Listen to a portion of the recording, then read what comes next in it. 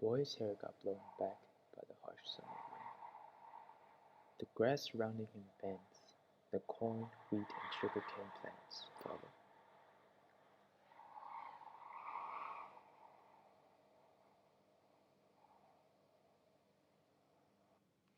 The heat wave is almost here. Come back inside, honey.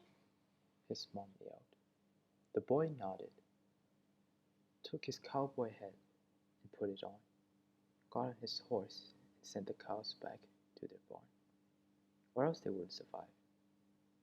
After that, he came back, sat on his front porch, took off his hat, took a sip of tea, and went inside.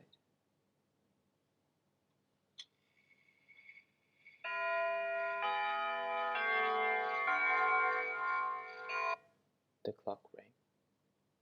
His dad activated the protection bubble. The sun started to become brighter. The boy began to see evaporations from far away. Vapors coming out of the lake not so far away. He wasn't interested in that. He was intrigued of how plants survive the heat. He looked out the window and saw most plants start to wilt. He started to cry. Well, there goes our experiment, right, Marcus? The boy's dad said. The boy looked depressed. Cheer up.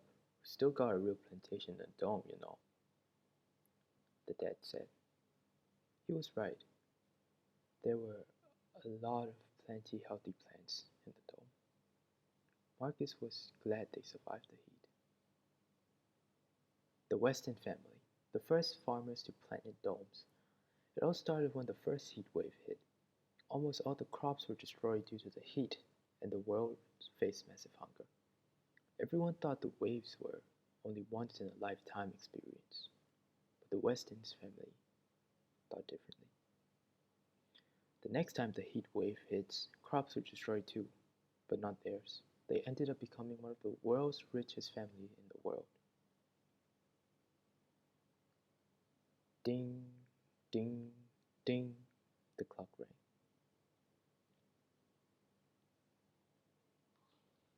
The heat wave is over.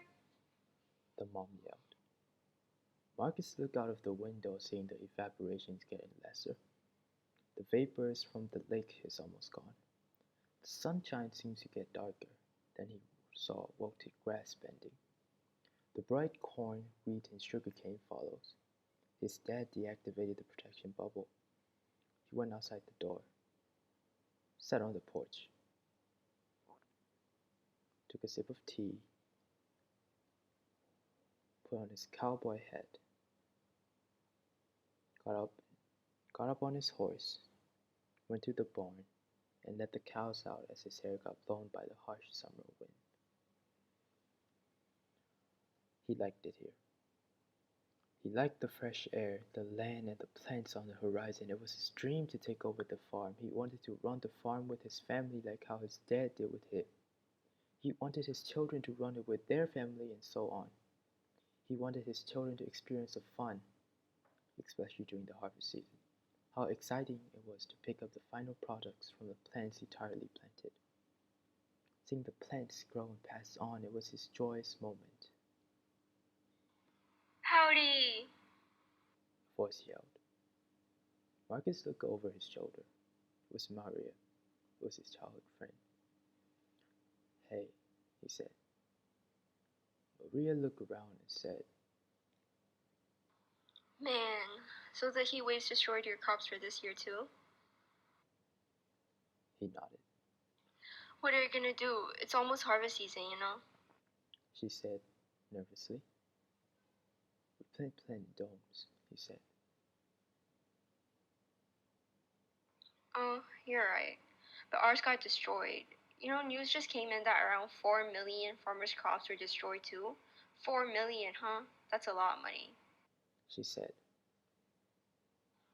Guess you guys will dominate this year's sale too. She said.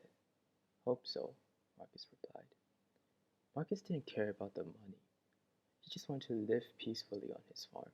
He cherishes it, feeling the wind, growing his crops, building a family, and passing on.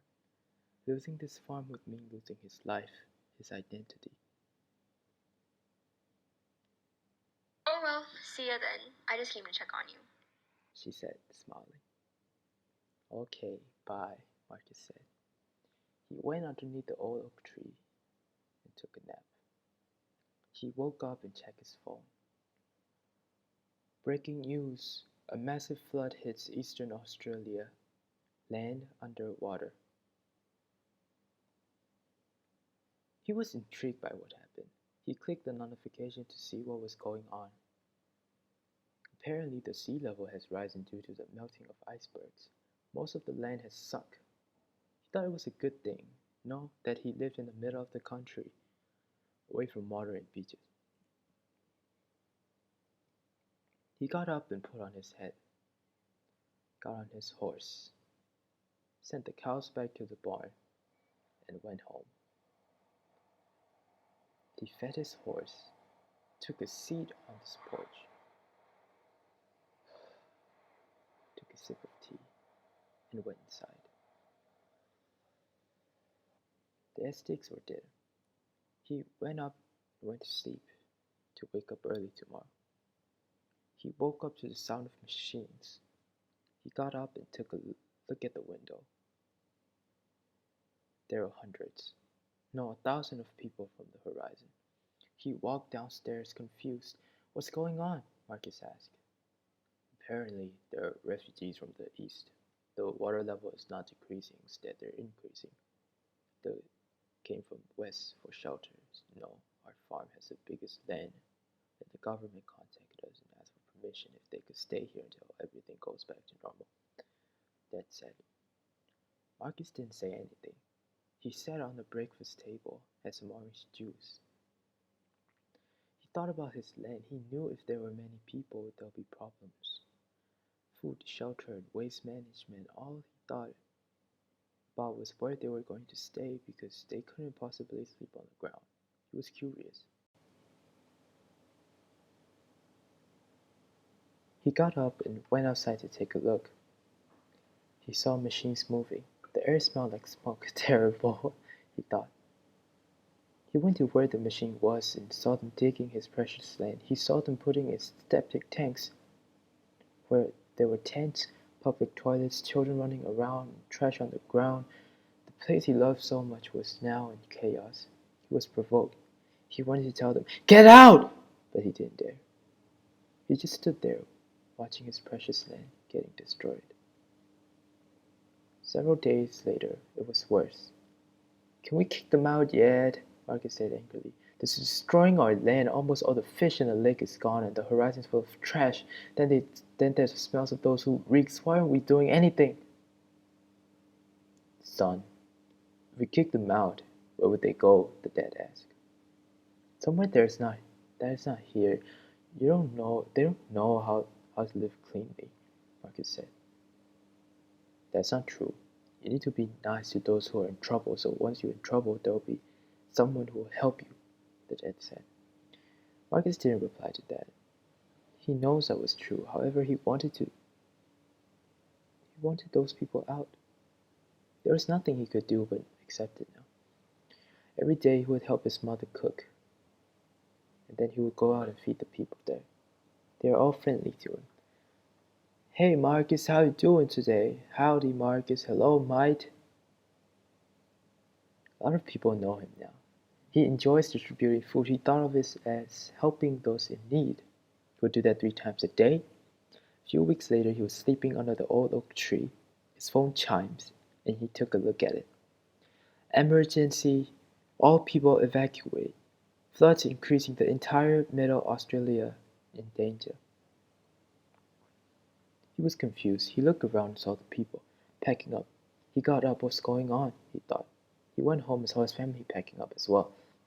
What are we doing?" Marcus asked. "The sea level has risen and isn't stopping. At this point, we will have to evacuate." "News says water is about 7 feet," Dad replied. "How about the farm, the animal, the crops in the dome?" Marcus said. He got up and packed. After he did his package in the car, he put his package in the car and rode to the horse to his barn. There he saw his animals eating.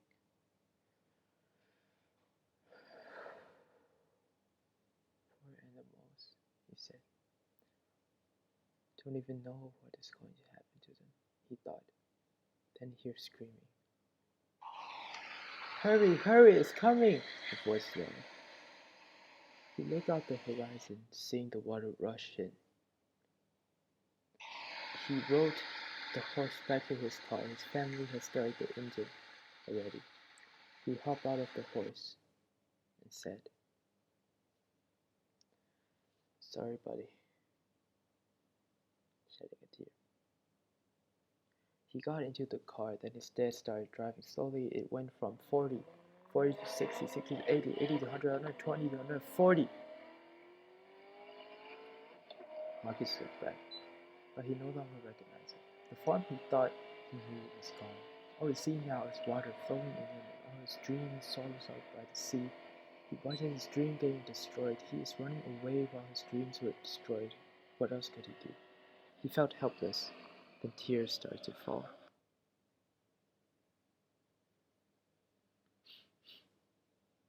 Please, please, God. It was helpless. His prayers were not answered at all. Yeah, I can do 25,000, the dad said, while on the phone. Marcus looked puzzled. So upset, I'm sure they will decrease in a few months, The mom said. Yeah, you're right, Marcus said. So, where to? He asked.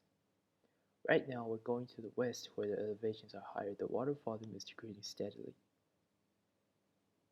I just bought a house urgently, so our family has a place to stay. Marcus didn't say anything. He closed his eyes and drifted to sleep. Sleeping, thinking about how the farm was destroyed. When he woke up, they got to their new home. This house is huge, with a yard and a garden. Wow, this place is amazing. I know, not bad for an emergency house, right? The dad said.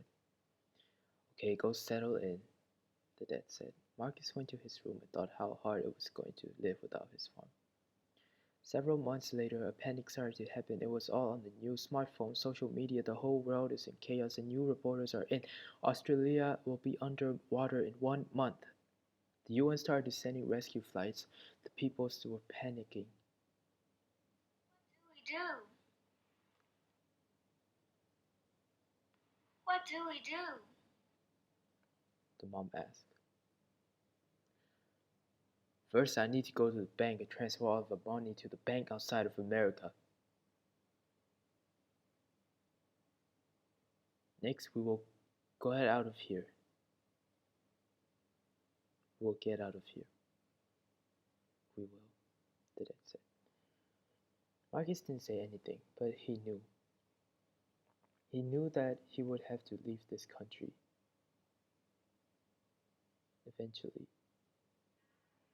Then the day came and the airport was filled with people. They had to get the clouds to get to their private plane. There they settled in and took off. Marcus looked down one last time. He saw water surrounding the airport, where it was crowded. But he had hope.